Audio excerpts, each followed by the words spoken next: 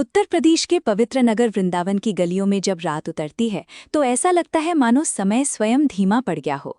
संकरी गलियों में जलते पीले दीपक, मंदिरों से आती घंटियों की आवाज, हवा में घुली चंदन और फूलों की सुगंध और दूर कहीं से सुनाई देता मधुर राधे राधे।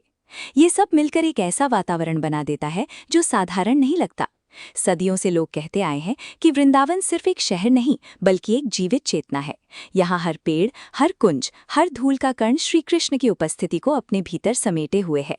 लेकिन इसी वृंदावन के बीचों बीच स्थित एक मंदिर ऐसा भी है जिसके बारे में कहा जाता है कि वहाँ विराजमान मूर्ति किसी साधारण शिल्पकार ने नहीं बनाई बल्कि स्वयं राधा ने अपने प्रेम और विरह से उसे प्रकट किया था। वो मंदिर है बांके बिहारी टेम्पल और वहाँ विराजमान है बांके बिहारी जी, एक ऐसी दिव्य प्रतिमा जिसे देखने के बाद लाखों भक्तों की आंखों से आंसू निकल आते हैं। लोग कहते हैं कि इस मूर्ति की आंखों में कुछ ऐसा है जो सीधे आत्मा को छू लेता है। कोई इसे प्रेम का चमत्कार कहता है, कोई भक्ति का रहस्य और कोई इसे उस दिव्य मिलन का प्रतीक मानता है जो राधा और कृष्ण के बीच हुआ था।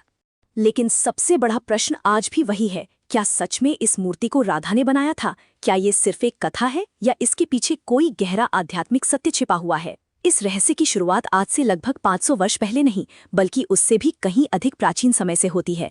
वो समय जब वृंदावन घने जंगलों से ढका हुआ था, जब यहाँ आधुनिक मंदिर नहीं थे बल्कि केवल यमुना के किनारे फैले वन, कुंज और ऋषियों की तपस्थलियां थीं। कहा जाता है कि द्वापर युग समाप्त होने के बाद भी वृंदावन की ऊर्जा कभी समाप्त नहीं हुई। श्री कृष्ण के देह त्याग के बाद भी ये भूमि उनकी लीलाओं की स्मृति से जीवित रही और इसी भूमि पर धीरे धीरे जन्म लेने लगी वे कथाएं जिन्हें आज लोग श्रद्धा और रहस्य दोनों की दृष्टि से देखते हैं। प्राचीन ग्रंथों में वर्णन मिलता है कि राधा और कृष्ण का संबंध केवल प्रेम का नहीं था, वो आत्मा और परमात्मा का मिलन था।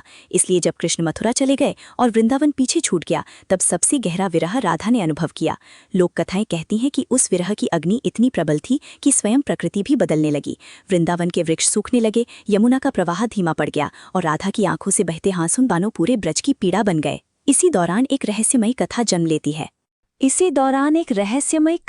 लेती है। कहा जाता है कि एक रात राधा अपनी सखियों के साथ निधिवन के पास बैठी थी। चांदनी रात थी, वृंदावन में शांति फैली हुई थी, लेकिन राधा का मन अशांत था। वो कृष्ण की स्मृतियों में डूबी हुई थी। तभी उन्होंने मिट्टी और कदम वृक्ष की लकड़ी से एक आकृति बनानी शुरू की। सखियां ये देखकर आश्चर्यचकित थीं। धीरे धीरे वो आकृति कृष्ण जैसी दिखाई देने लगी। हल्का झुका हुआ शरीर, बांसुरी बजाने की मुद्रा और होठों पर मधुर मुस्कान। कहते हैं कि राधा उस मूर्ति को बनाते समय रो रही थीं। उनके आंसू उस प्रतिमा पर गिर रहे थे और जैसे जैसे आंसू गिरते गए वैसे वैसे प्रतिमा में एक अनोखी चमक आने लगी। ये कथा इतिहास में प्रमाणित नहीं है, लेकिन ब्रज के कई संतों और लोक कथाओं में इसका उल्लेख मिलता है। कुछ लोग इसे प्रतीकात्मक मानते हैं। उनका कहना है कि राधा ने मूर्ति नहीं बनाई बल्कि अपने प्रेम से कृष्ण को पुनः प्रकट किया। वहीं कुछ भक्त मानते हैं कि यही प्रतिमा आगे चलकर बांके बिहारी जी के रूप में प्रकट हुई। समय बीतता गया, सदियां गुजर गईं, वृंदावन के जंगल और भी घने होते गए। फिर 16वीं शताब्दी में एक संत का आगमन हुआ जिसने इस रहस्य को फिर से जीवित कर दिया। उनका नाम था स्वामी हरिदास। स्वामी हरिदास केवल संत ही नहीं थे बल्कि महान संगीतज्ञ भी थे। कहा जाता है कि उनका संगीत इतना दिव्य था कि पशु पक्षी तक शांत हो जाते थे। कुछ कथाओं के अनुसार महान गायक तानसेन भी उनके शिष्य थे। लेकिन स्वामी हरिदास का वास्तविक जीवन संगीत से अधिक भक्ति में डूबा हुआ था। वो वृंदावन के निधिवन में तपस्या करते थे, वही निधिवन जिसे आज भी रहस्यमयी माना जाता है। निधिवन के बारे में आज भी कहा जाता है कि रात में वहां कोई नहीं रुकता। स्थानीय लोग मानते हैं कि हर रात वहां राधा और कृष्ण रास रचाने आते हैं। मंदिरों के पुजारी शाम होते ही वहां के द्वार बंद कर देते हैं। कई कथाएं प्रचलित हैं कि जिसने भी रात में निधिवन के रहस्य को देखने की कोशिश की वो मानसिक संतुलन खो बैठा। इसी निधिवन में एक दिन स्वामी हरिदास ध्यान में लीन थे। उनके शिष्य आसपास बैठे भजन गा रहे थे। वातावरण पूर्णतः शांत था। तभी स्वामी हरिदास ने एक विशेष पद गाना शुरू किया। कहते हैं कि वो कोई साधारण भजन नहीं था बल्कि प्रेम और विरह से भरी ऐसी पुकार थी जिसमें राधा और कृष्ण दोनों की ऊर्जा समाहित थी। जैसे जैसे उनका संगीत गूंजता गया, वातावरण बदलने लगा। वृक्षों की पत्तियां हिलने लगीं, हवा में सुगंध फैल गई और अचानक निधिवन के बीचों बीच एक दिव्य प्रकाश प्रकट हुआ। शिष्य भयभीत होकर पीछे हट हट गए, लेकिन स्वामी हरिदास शांत बैठे रहे।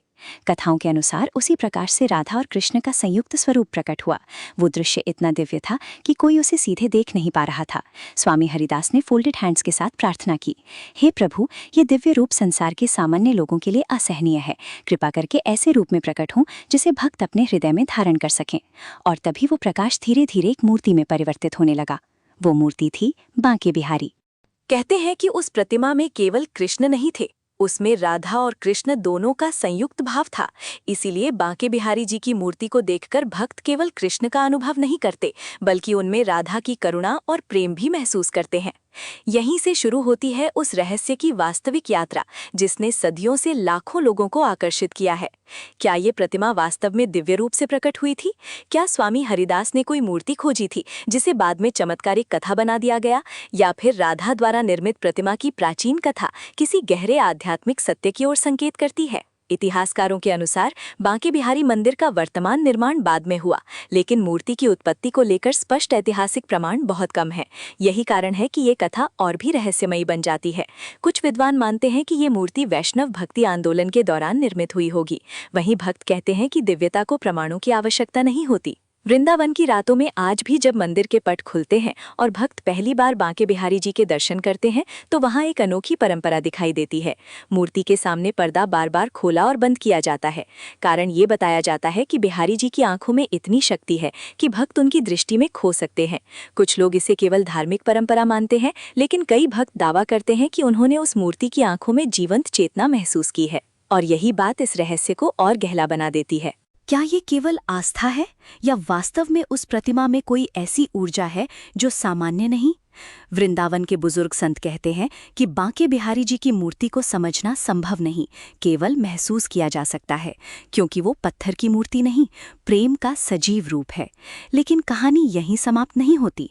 आगे आने वाले वर्षों में इस मूर्ति से जुड़े ऐसे ऐसे चमत्कार सामने आए जिन्होंने लोगों को सोचने पर मजबूर कर दिया कि कहीं ये प्रतिमा सच में साधारण नहीं है।